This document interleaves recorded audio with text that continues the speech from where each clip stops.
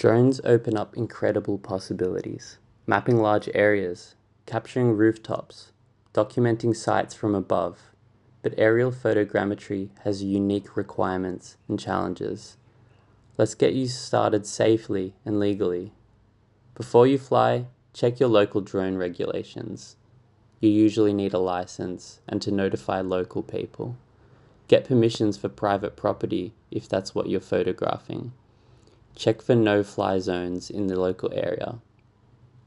It's good to ensure good weather, no strong winds. You don't want to lose your drone. Maintain line of sight with your drone and bring extra batteries. For photogrammetry, you need systematic overlap. Most drone pilots use automated flight planning apps like Drone Deploy, Pics for Decapture, or Lychee. Set your altitude. Lower equals more detail, but requires more photos. A grid pattern with 80% front overlap and 70% side overlap. Fly straight lines back and forth across your area. Oblique passes at 45-degree angles is critical for vertical surfaces. The camera should point straight down for most passes, and then at 45 degrees for oblique passes. Height determines detail level. Lower altitude means better detail, but many more photos. A typical site might need 100 to 300 images. More is better. Storage is cheap, and missing data isn't. Use auto exposure or shoot in shutter priority with fast shutter speeds to avoid motion blur. Shoot in JPEG for easier processing. Disable HDR and many auto stitching features. Now that you know how to capture photos for any situation, next we're diving into Meshroom's interface.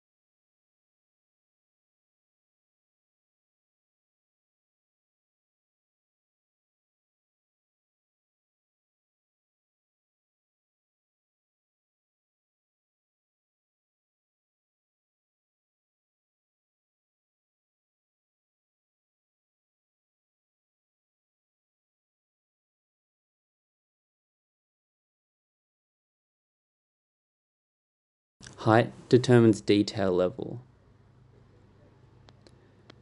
Small objects or detailed areas.